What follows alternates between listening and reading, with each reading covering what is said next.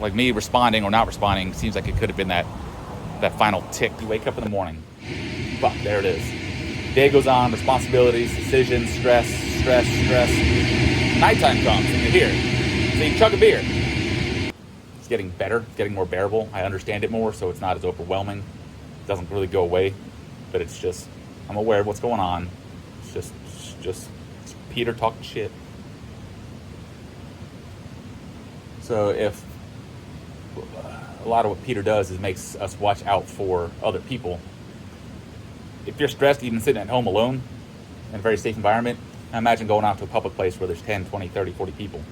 You know, the odds of danger, you know, oftentimes is like 50% sitting here home alone for no fucking reason.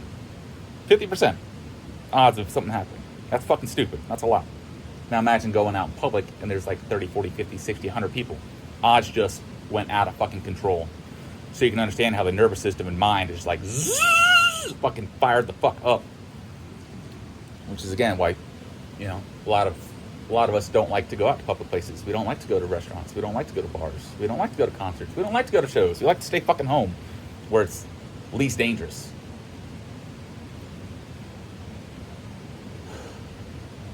So wrap your head around that. Not feeling 100% safe, not feeling near 100% safe. On a good day, feeling 70% safe. That's a good day. In your own home, doors locked, guns out, whatever the fuck. Imagine when you go home, how you feel if you're a regular old Joe. Come home, la da da da da. I don't like to do, you know, whatever. Just feel pretty safe. Now imagine 30% of the time you're worried, but that's your day to day. Okay? So your nervous system is pretty much always up. So then you go out. I'll just get to the point. My experience of the night. Been doing pretty well. Haven't really gone out to any big, loud public places in quite a while. So I was like, yeah, let's try it. Wasn't too crazy. Wasn't too loud.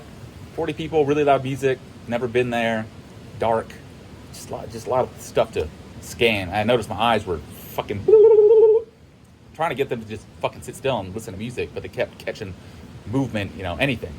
Some girl flick her hair. I'm like, okay. Some dude light a cigarette. It's just like this constant, you know, it's like fucking dude. And it's hard to stop. So I think for many of us that drink a bit to kind of calm the nerves, it goes like this. Here's nighttime or whatever. Or you wake up in the morning. Fuck, there it is. Day goes on, responsibilities, decisions, stress. Nighttime comes and you're here. So you chug a beer. Chug another beer. And another. Then hopefully you're stuck with just this. So if you're curious why some drink, that's kind of what I imagine most of us are experiencing. And it just kind of just dials it down. Now, when you have a flare-up, like I had the other night, all these fucking people, I'm not used to that shit. I came home, and I was straight up like...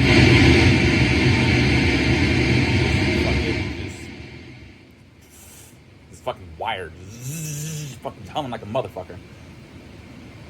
So, what I would do, I'd have a drink. I'd have another drink. Another one. And he kept doing this like till eventually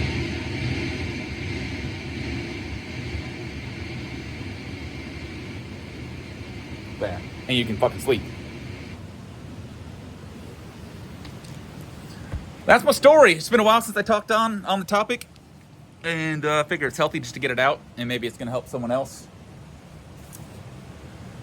And help you kind of understand a little bit more on what it's like to be in the body of our good old friend Peter. But I will say, if you're feeling hopeless,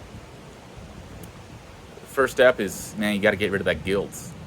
You know, it's not, in some rare case, maybe it is your fault, but probably fucking not. Even if you were a dick to someone and they beat the shit out of you and stomped on you and fucking like you nearly died, like, all right, you were a dick. Maybe a smack in the mouth is relevant, but not getting beaten, you know, near to death, you know, for example. So It's not your fault.